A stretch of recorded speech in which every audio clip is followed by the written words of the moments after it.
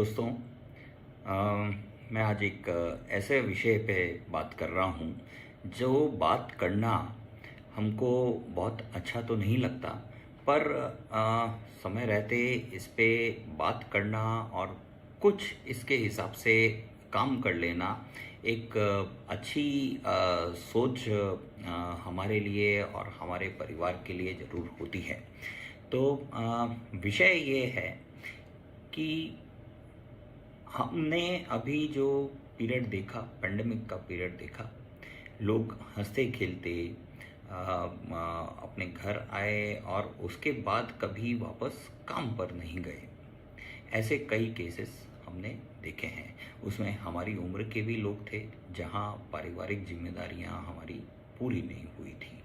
तो ऐसे समय को जब हमने देख लिया है, तो ये घटनाएं, दुर्घटनाएं किसी के साथ भी हो सकती है।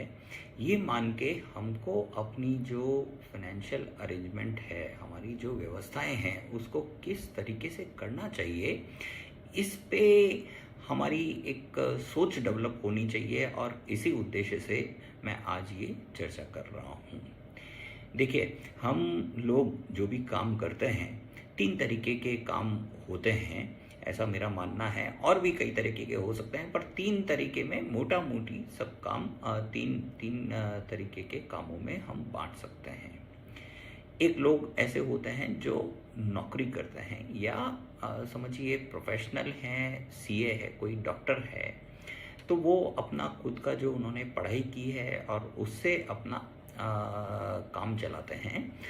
बहुत बड़ी कोई वो उसमें काम करने के लिए पूंजी नहीं चाहिए होती है, बहुत कोई उधार बाजार से नहीं लेना होता है।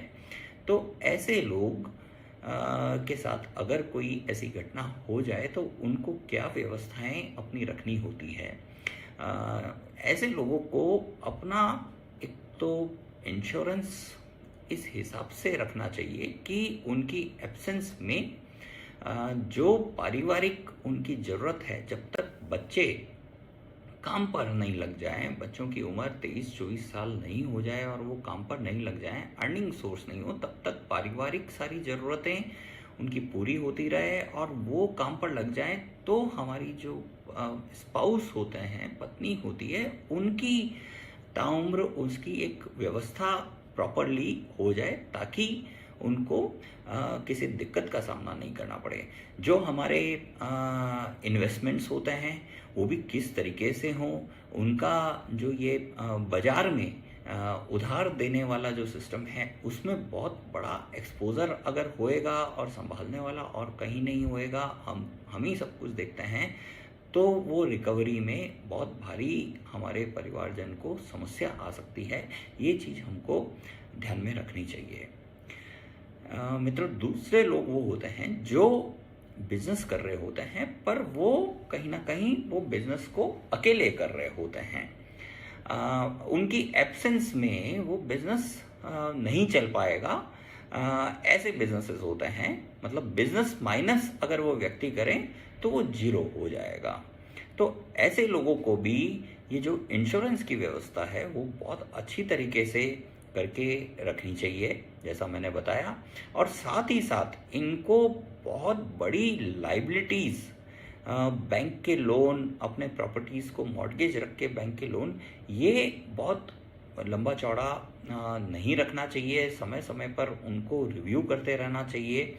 और हमारी एब्सेंस में ये कैसे चुकेगा, उसकी भी पूरी व्यवस्था उनको अपने हाथ में रखनी चाहिए। क्योंकि कई बार ऐसा देखा है कि जब बिजनेस एकदम से रुक गया, हम हैं ही नहीं बिजनेस में, तो हमारा स्टॉक और जो हमारे डेटर होते हैं वो पूरी तरीके से रियलाइज नहीं हो पाते। उनको औने पौने रुपयों में या तो सेटल करना पड़ता है, या औने पौने दाम में स्टॉक को बेचना पड़ता है। तो अच्छा, कुछ घर वालों को उसकी साथ साथ ट्रेनिंग भी हम अगर देते रहें तो ये बहुत ही अच्छी बात है। पर जहाँ इंडिविजुअल व्यापार है वहाँ ये समस्या आ सकती है, तो इसको हम ध्यान में रखें। तीसरे ऐसे व्यापार होते हैं जहां हमारी एब्सेंस में कोई ना कोई संभालने वाला जरूर होता है। देखिए, इंश्योरेंस और हमारे इन्वेस्टमेंट वो तो हमको प्रॉपरली, जैसे मैंने पहले वाले केस में कहा, वैसे ही रखने ही चाहिए। पर जहां व्यापार में कोई ना कोई साथी हमारा ऐसा है जो हमारी एब्सेंस में व्यापार को संभाल लेगा। अब वो फॉर्मल पार्टनरशिप का स्ट्रक्चर हो सकता है, चाहे हमारा कोई वो एम्प्लॉई है, बहुत पुराना आदमी है जो वो व्यापार को संभाल सकता है। तो ऐसे केस में पार्टनरशिप अगर हो या कोई ऐसा व्यक्ति हो, उसके साथ में क्या अरेंजमेंट हमको करके रखना चाहिए जिससे हमारा व्यापार आगे, जो व्यापार है, जो हमारा एक एसेट बनी हुई है, व्यापार भी एक एसेट है, वो व्यापार तो हमारा चलता रहे और उससे हमारे परिवारजन का भरण पोषण भी होता रहे। अब वो उसमें से कुछ हमको गुडविल हमारे परिवार को ज़्यादा देवे कम देवे, ये बहुत मायने नहीं रखेगा ऐसे टाइम में, पर वो व्यापार को चलाता रहे और उसमें से एक हिस्सा हमारे परिवार के भरण पोषण में जाता रहे।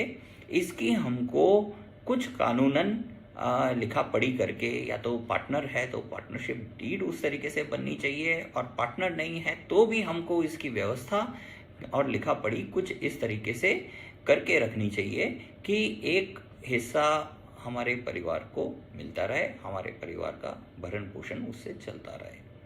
तो दोस्तों, बात कोई बहुत करने वाली बात नहीं है, पर शॉर्ट में एक ऐसा कुछ बात करने का मेरा मन था जिससे सब कुछ ऐसी सोच बनावें और उस पर कुछ इम्प्लीमेंट करें।